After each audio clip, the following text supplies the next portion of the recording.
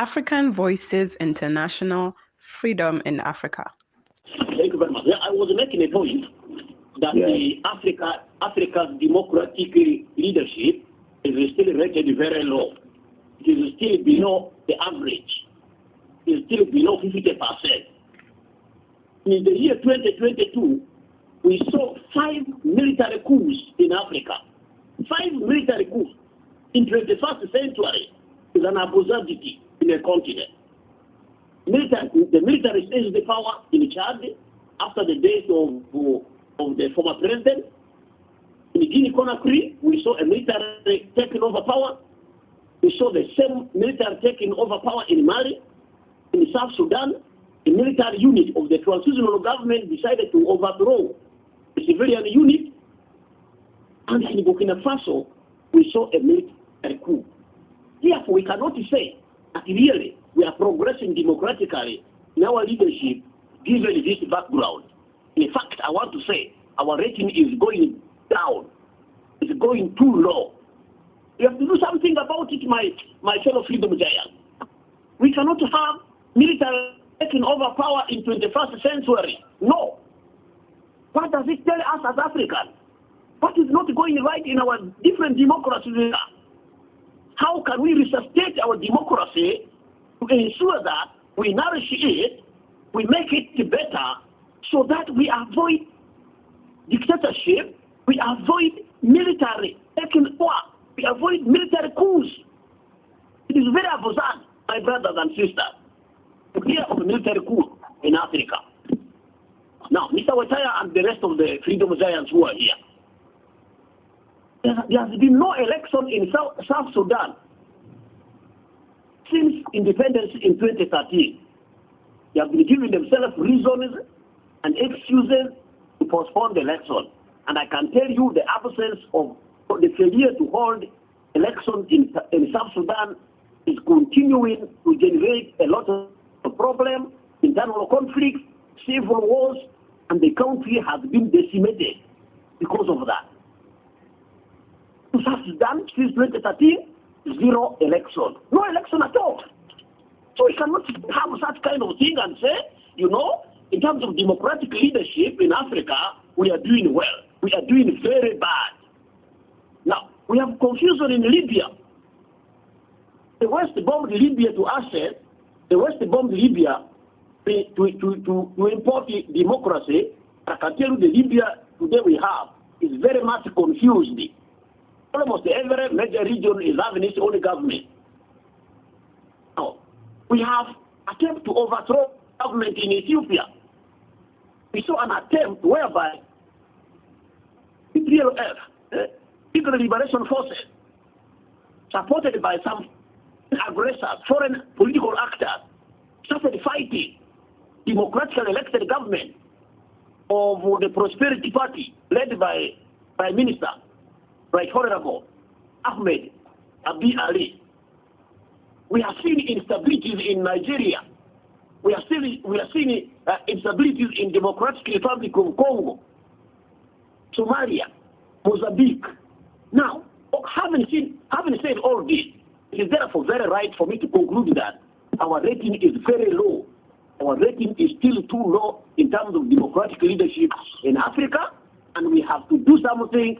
We have to be relentless to sustain Africa democratic-wise. So my definition of African democracy is that it is still too young, very young, careless. It is still at a pupil stage, to say the least. And therefore, we freedom giants say that we freedom giants must put more effort, must be more relentless, must be more demanding, must be more outreaching, must be put extra effort needed to improve democracy and democratic leadership in Africa. I thank you very much. You are dearly welcome, Freedom Giant Job.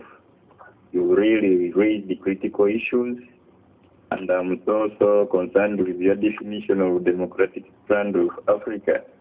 By stating that it's really hairless, it is too young at the super state. Maybe we will need to add that.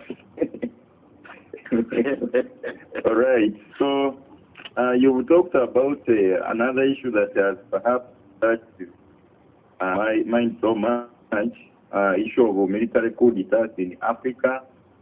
Having 5 of them in just 1 year, it is really unusual.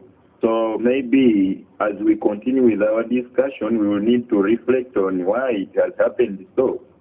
I would also like to take this opportunity to welcome our general, our brother, our father, who is none other than Freedom Daya and Christopher, who will present or discuss about why are such scenarios happening in Africa. Why is Africa's democratic development too low? Why is it still at the paper state? Maybe there is something wrong. So I would wish that he will comment or present about the areas that need to be addressed, or which areas of leadership need to be strengthened or need to be addressed in African anatomy in order to have a proper visionary and developmental kind of democracy. So, African Voices International, Freedom in Africa. African Voices International, Freedom in Africa. The rate in the country will be higher, so that when a politician stands up and says something, people will be able to analyze it and say whether this is for them or is for the politicians and the family and friends. So far, that's what we've been getting in Africa. A lot of our democratic processes have been used to aggrandize the politicians. They use it as their private property, and they use it to, if you like, steal the national resources, treat the national resources as their private property. And the citizenry actually applaud them. The citizenry applaud them. For example, when you go to some countries, right, when the president is going somewhere, there are like 30 V8 vehicles, following him just to go and ask a state to open another party office or something. And yet, that same country, you have school children going to school under trees. They don't have even classrooms, or they don't have even chairs, basic things. And with the increase in literacy, people will be able to connect the fact that this abuse of the finance or the resources of the continent by the politicians is also the reason why the educational system is poor. Our children don't have schools to go to, hospitals, expectant mothers sleeping on floors, hospitals, and things like that. What I'm getting at is when we talk about democracy, we are not talking about just, people voting. We're talking about people voting for what they need, and the politicians listening and doing exactly what the people want. We want our politicians to be our servants, not our masters. And we have to educate ourselves as well that if a politician is stealing from us and we think it is right to do that, then we are collaborating with the people. So education is very important.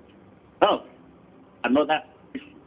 When you go to some countries, the only places you get health are the urban centers. When you go to a city, a hospital, or whatever. But if you think about it, many African villages are actually cleaner, healthier than the cities, because the cities are environmentally poor. That smells, whatever. And the pollution by a lot of people occupy a very small space. But that's when you go to the, villages, they are quite tidy. The people are proud of their own, around the houses. They keep them nice and tidy and all that. A lot of the cities, People who are living there are renting places. It doesn't belong to them. They don't have an interest in the immediate environment. All they need is somewhere to sleep, to get up, to go to work. So in terms of democracy, we are talking about doing something for our citizens, bringing our citizens up to be patriotic, to love their country, to know exactly what they want, and when it comes to election time, electing the right people. Because the politicians will know that if they don't perform, they will be kicked out. Now we are voting for politicians and not even knowing what their manifesto is. We don't know what they're going to do for us. We are voting for them either because they come from our tribe or either because we've always voted that. We don't even know what they are there for. We just vote for them, and it creates the situation that the politicians get away with. We don't hold them accountable enough. What I'm saying is, if our democracy is going to be sustainable, we need to elect first people who are honest, people who've got a national duty, people who are patriotic. They're doing it for their country, not for themselves. And the thing is, in many of our countries, our politicians are paid enough for them not to be thieves. It's paid enough for them not to abuse their office, because they get paid better than many people in the society in which we live. And yet, they expect everybody to cooperate, and they feel they have to amass wealth from the state tax to be able to live. To pay them enough, all we are asking of our politicians, or all we should be asking of our politicians, is give us your manifesto. We look at your manifesto. We elect the ones that we think will do what we want, and if they don't do them, we change. African Voices International, Freedom in Africa. African Voices International, Freedom in Africa. There's no African country that you have one religion, one tribe, monolithic, just one group of people, So our democracy necessarily has to be plural, because pluralism means different people having different needs, but equally important and being satisfied. So whoever comes to power, for example, even though there will be an opposition party, once you come to power, you are not in power just for 30 minutes. You are in power for the whole country. So even people who didn't vote for you, you are responsible for their welfare. They are your citizens. They become your responsibility. And our politicians should take note of that. We should understand that we have to educate ourselves to understand that when you're talking about politicians, you're talking about people who are partisan as far as elections are concerned. After elections, incumbent, whoever wins, is responsible for everything and everybody in the country. So when you are doing your politics, remember, you are going to be responsible for your opposition members as well. So be careful how you treat them. Otherwise, and in fact, a smart politician always has the opposition in mind, because they are the people whom you want to win. The ones your party members are going to vote for you anyway. Some of them, there are places where even if you put a chicken, one particular party will win. Just put the name on the chicken and you win. So as politicians, you must be careful of the opposition. Know who your opposition are, and also try and bring them to the fold.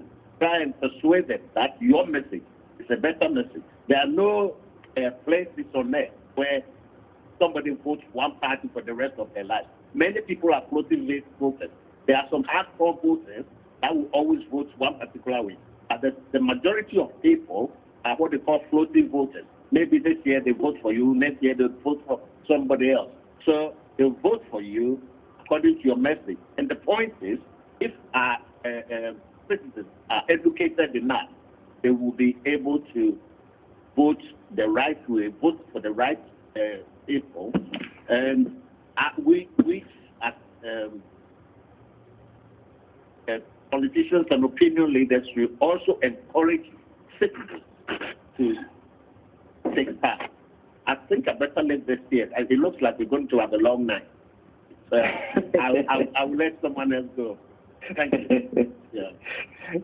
Sincerely, it's like we just started discussing because we are really enjoying. The ideas are flowing like nothing. So we will give you another chance, either maybe towards the end or another day. But we really appreciate your ideas. Thank you very much. You articulated on a number of issues which we will scrutinize later. I would wish to ask our freedom giants who joined in later, please, just in 1 minute before we continue, you can briefly introduce yourself and we rhyme together. I would start with the freedom giant, leftist. I'm sorry if I mispronounce your name. Leftist, please, just in 1 minute. Good evening, Africa, fellow African giants. My name is Leftist Amor Tagunowaya. I'm happy to be in this wonderful gathering this evening. My respect to our Papa there, Papa Chris. I appreciate you so much. You've given us a lot this evening. Thank you. Yeah, thank you very much. We are also proud to have you today joining this discussion, which is really impactful for today and forever. African Voices International, Freedom in Africa. African Voices International, Freedom in Africa. But I want to be fair to myself and give you also a very honest answer. Yes. I think my concentration will be Africa. You know, I have a post on African issues. So my choice, therefore, is Ghana. That if we look at democracy-wise, Ghana progressively has been doing better, even at that West African level, as well as at the African level. I don't know the empirical details, the small details of how the democracy goes about. I can tell you the outlook of Ghanaian democracy is fairer compared to other democracies you can talk about in Africa. Okay. Thank you. Yeah, thank you very much. You pointed out Ghana, and I would also like to welcome a Freedom Giant Leftist. I see your hand up. Okay.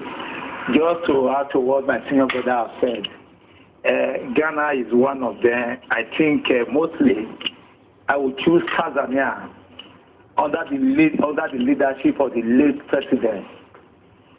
It actually showed that Africa can really develop itself without borrowing money from the colonial masters. And he shown that in a better capacity when he was alive. That is the late president of Tanzania, I think Magufuli. I think he is a living example of Africa present democracy, led by the first president of Ghana, which other African leaders are still struggling to achieve today. Thank you. Yeah, thank you very much for your idea. I don't see any other hand. African Voices International, Freedom in Africa. African Voices International, Freedom in Africa. Okay. I think I would like to agree with my brother leftist, but I want to give him information that whereas the outlook of Tanzanian democracy is okay, why Ghanaian democracy is better is that they have seen opposition taking power democratically in Ghana. In Tanzania, there is almost no room for opposition. So whereas there has been change in leadership in Tanzania, in terms of democratic pluralism, they are doing it badly. We have seen a African Voices International, Freedom in Africa. African Voices International, Freedom in Africa. In our day-to-day democratic leadership, we really love to continue having you in all our discussions. We'll not take any time doing any other stuff, but I see we are running short of time. Let's first discuss the major issues, and we will open the room for discussion, rather for reactions. So I would like to take this opportunity to welcome Freedom Giant Job Matur, also to discuss for us this open question: which president has been the most relentless so far in African anatomy? Thank you very much, my brother, Freedom Giant Watama, the Japan. I want to address myself that question. However, I will refer to it as which democratic leader has been most relentless. Because some of the leaders, some of the heads of state of Africa hold the title of Prime Minister. Mm-hmm. So my choice is therefore the Prime Minister of Ethiopia, Federal Democratic Republic of Ethiopia, that is Abiy Ahmed Ali. We have seen how this man struggled to really fight with a very strong rebellion that was supported by Western allies. We really saw how propaganda was unleashed on this country, on this president, and I think, to me, in the anatomy, an examination of the year 2022, he stands as the highest chance to be selected by me. So I choose Abiy Ahmed Ali as the head of state, as the democratic leader who has been most relentless. And I want to emphasize something which General Chris, I don't know if he's still online. Yeah, General Chris. Yeah. Democracy in Africa is being threatened by ethnicity or tribal solidarity. And it is high time we address ourselves to this issue, because it is the biggest threat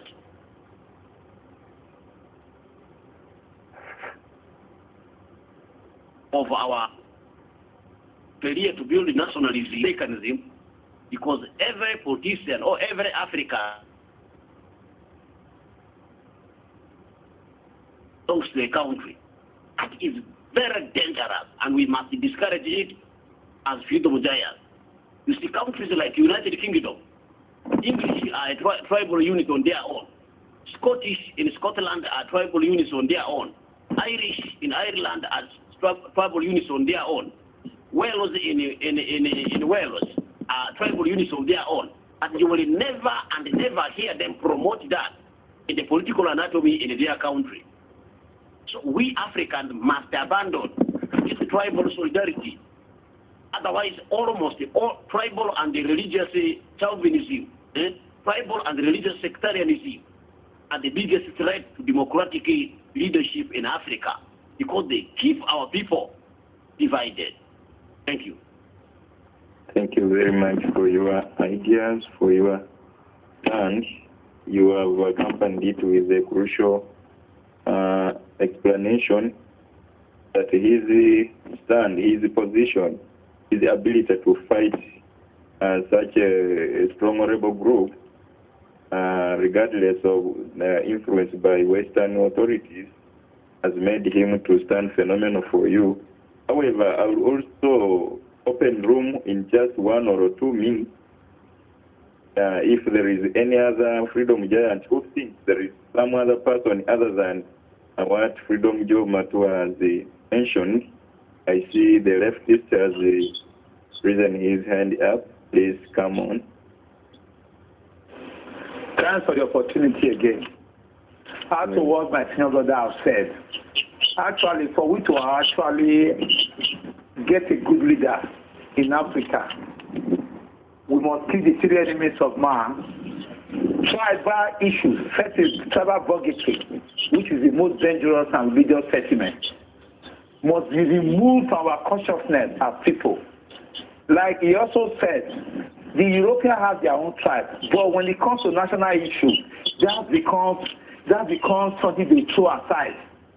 But Africans, for us to actually move forward, we must kill that issue of dividing ourselves within ourselves. We must kill it, and we must rewrite our history and throw away the history written to us, written and given to us by our colonial masters. Second, thirdly, we must have a leader who has the fear of God and the desire to develop his people, taking the desires and the needs of his people as a priority. Fourthly, we must have a leader who recognizes the power of the people, that the people only give him photocopy of their power, that the real power lies on the street. But we are able to get all those things together, we still remain where we are. I think Africans, we must take it upon ourselves from our local level, from our parlor, from our immediate community, to begin to live by example, by not engaging in issues that will cause division among us. We must be that light that we continue to champion the cause of unity and killing the issues of boundary within us. That is one of the points that we can actually get to our promised land. That we are able to realize the dreams of our forefathers, like the first president of Ghana, the dream of Thomas Sankara, and other notable African leaders of the past. Thank you very much. Yeah, dear, you are welcome. Thank you very much for your enormous contributions. You are also amazing, and your ideas are very crucial. They are really noted, and they are worth to discuss about. African Voices International, Freedom in Africa. African Voices International, Freedom in Africa. The action, it is really worth discussing, and most of our leaders, I think, there they perform a mismatch. Thank you very much for your observation. And at this moment, I would like to present another key issue here, which will first be presented by our general, our senior, our knowledgeable brother, who is none other than Freedom Giant Christopher, who will present for us on the issue of effects of democratically centralized governed political anatomy. So, what will be the effect of democratically centralized government political anatomy? What will be the effect? I think you got to the point. Yeah, thank you. Yes. Yeah, okay. I think I'm being asked to speak to a kind of hypothetical situation. If Africa was democratic, how would you we see the continent? Exactly. Yeah, and I think it's a lovely topic to be asked to speak on, because many of you young guys think politics is something that happens out there, and so they don't participate. But I think it's important to participate in politics, because the level of our development, the main machine for development is political. The people who control the resources that, if well invested, will develop our countries are called politicians. And yet, we are the people who are supposed to choose them. And if we're not interested in doing that, then if we're getting rubbish politicians, we shouldn't moan. Because if you are not interested in putting yourself out just to find out what somebody is going to do for your country, for you to choose the right people, then if you are choosing the wrong people, you can't complain. So it's important for our young people, for you guys to try and encourage your friends, and it doesn't matter what political party the person belongs to, because basically, if you are not interested in politics, you are not going to be even willing to listen to anything anybody is saying about buying your vote. You just turn up and you just put something down, or you put something because it's your family and all that. Talking about breaking the tribal mode. You can break the tribal mode if people are educated enough to understand what the politicians are saying to them, to understand, to read and understand their manifestos. And the last point I'll say on the political side is the fact that you guys shouldn't lose hope. Young people say all politicians are the same, and whoever turns up to do the same and all that type of thing. No, no, no. Because it's political, it doesn't take a lot of people to change things. You can have one person, one dynamic leader, and change everything. Just like one dynamic leader can mess up everything. One dynamic leader can change a lot of stuff. Look at the lives of Magufuli. Look at Sankara. Look at Nkrumah. And look at Gaddafi. Gaddafi did a lot of things that the Western press just slanted him because he wasn't democratic in their eyes. And coming to just mentioning on the democracy again, elections alone don't make democracy. Elections alone do not make democracy. Therefore, the country is continually voting on tribal life, and so voting somebody in who's not competent, that country is not going to move forward, even though they'll be having elections all the time. And there's a very dangerous trend happening now on the continent. I don't know if anybody is observed or commented on it, but people are using the fact that if you don't vote, if you don't conduct elections, you are not democratic, and so you are written off. But listen to this. If somebody is voted into power and decides to use all the country's resources for just him, his friends, and his family, and ignore the state of the country, and the country is going to ruin, is it legitimate for someone else to intervene? Someone else that can intervene to change things? Is it legitimate? And I would argue, yes, it is legitimate, exactly. Particularly if we're hearing you. Yes. Working with the will of the people, with the understanding that they are not going to take power for themselves. I have military interventions in mind where the military will probably be the only institution capable of toppling a dictator, for example.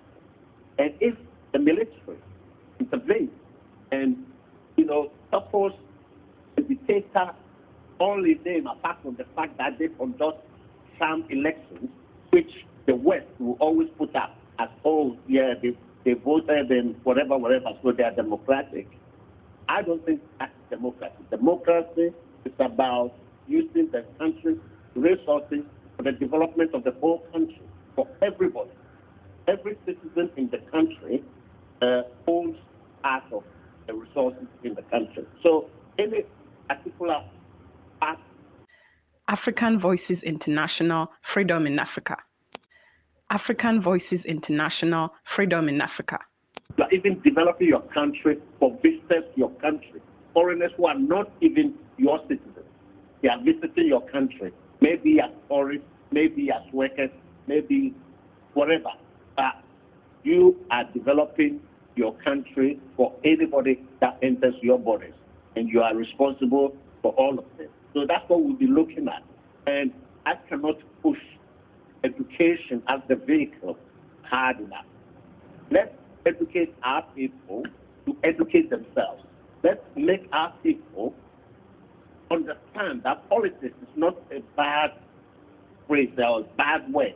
Politics is the way we're going to move forward until we have enough individuals within our individual anatomies to build up industries and factories and things to employ our people. The political systems in our countries are the ones with access to the resources, for allocating the resources in our countries for our development. And if they don't do it right, we all fail. Thank you. Yeah, thank you very much for such ideas. Indeed, you raised a number of critical issues, and you reminded me of something I came across one day, that maybe Africa perhaps needs its own brand of democracy, because yeah, really we see democracy in its form, in its principles and ideas is really so nice. I'm also a Democrat. I believe in it, but it depends on how it's conducted. If it's conducted in a way that the ideas suggest it is the best way to go politically, but then maybe we are just raped. Our continent was raped in the democratic arena. Yeah, you never know. I've seen two hands here. I will start with the freedom giant, Ruben. Please, just not beyond 2 minutes. African Voices International, Freedom in Africa. African Voices International, Freedom in Africa. Well, I believe a democratic Africa would be a more progressive one. As you know, as Honorable Chris mentioned, that it's building the nations for us, but for foreigners too. So with a more progressive Africa, there won't be any life presidents, as there'll be more and more new, fresh ideas, as with democracy, bring new leaders with new ideas, and new ideas bring about progress and development of the nation and the continent altogether. So a democratic Africa would look like something, let me say, probably like America, which has had so many presidents, even though its system is not necessarily perfect, but enforcement-wise, they are farther than us in that arena. So I believe that's what it would look like. I we beg to submit. Yeah. Thank you very much. Okay. African Voices International, Freedom in Africa. African Voices International, Freedom in Africa. I also want to appreciate our grandpa in the house, General Chris. He has also make mentions of some critical areas. But the most important one is the area of education, that we should educate our people to educate themselves. And actually, if we get it right at that level, we'll have what they call good governance from the grassroots. We are still having this kind of problem because the people who don't know themselves and the kind of power they possess as citizens of this great continent. I think that is my submission, that we need to know ourselves more, the education. Okay. You have also pointed out and analyzed further the issue of education. Your ideas are somewhat related to the philosophy of Nelson Mandela, who believed that education is really the only way for the country to achieve self-reliance. Yeah. Yes. Yes. I would really like to agree with you, because if you are dealing with an illiterate population, it becomes too easy to manipulate it. It's gullible. Therefore, if people are educated, if they are civically competent, then they can take genuine decisions, can defend democracy, and they cannot easily be manipulated. Thank you very much for that. African Voices International, Freedom in Africa. African Voices International, Freedom in Africa. Summary. All right. Thank you. We are so glad to have you today, this time. And I have seen Freedom Giant Job Matua. Your hand is up, please. Can you summarize in not beyond 2 minutes? Thank you very much. First of all, I'm glad to see my brother from Democratic Republic of Congo. Comment ça va? Oui, ça va bien. Bonsoir, mon ami. Merci, merci.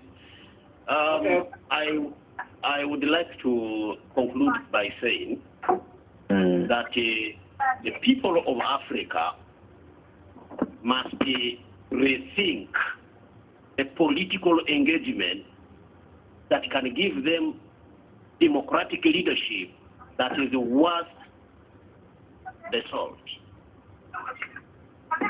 Like my brother Kilimuse will tell me that in the Democratic Republic of Congo, we have over 123 rebel groups in one country. If that were different types of viruses in the body of a human being, I don't know how that will be described in medical terms. Now, why is it so? It is so because of tribal politics, ethnicity, politics based on tribe, ethnicity, that is tearing up my country, Democratic Republic of Congo. Therefore, my conclusion is that Freedom Giants, wherever you are, we must engage an extra gear to preach to our fellow Africans that the only way forward for Africa in terms of good leadership is when we embrace nationalism and Pan-Africanism.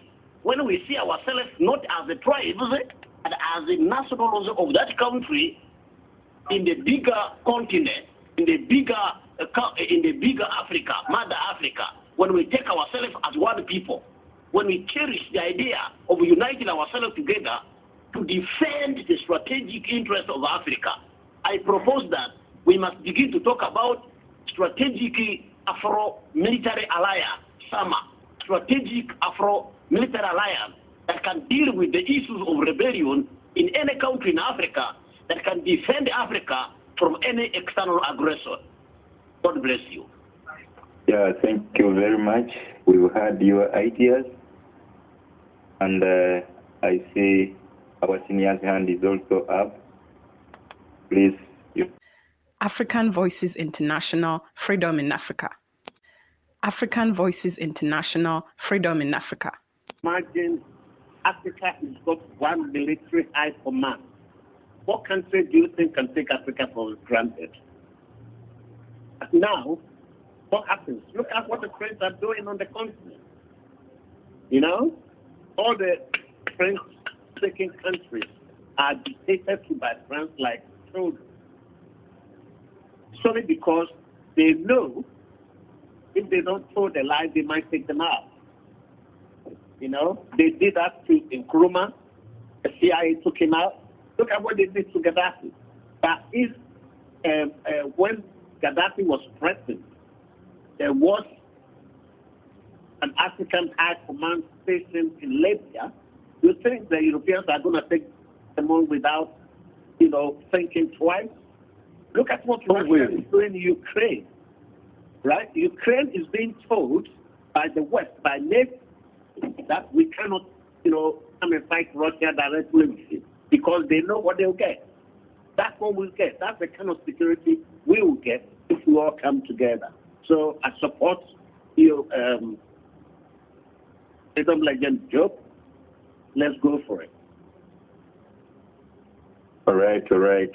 Yeah, thank you very much. Thank you very much. Those are all crucial ideas that we've got chance to listen to this moment. Oh, I wish we had more than this time. Maybe we should organize on weekly basis. You never know. They are really insightful. Yeah. African Voices International, Freedom in Africa. African Voices International, Freedom in Africa. Leadership. This kind of leadership may happen in a way that we may decide to institute systems in leadership whereby even though we change the president or the leader, but the national agenda, the national values, the national development project remains progressive. Because that's the most problem that we are having. Every kind of leader comes with his own ideas, his own agendas and manifestos. And at the end of the day, they achieve even less than a half of their agenda. And when you calculate it all, it is the nationals that suffer from such circumstances. So if we can put in place a kind of system leadership, whereby we say by the end of maybe African Voices International, Freedom in Africa. African Voices International, Freedom in Africa. African Voices International, Freedom in Africa. African Voices International, Freedom in Africa.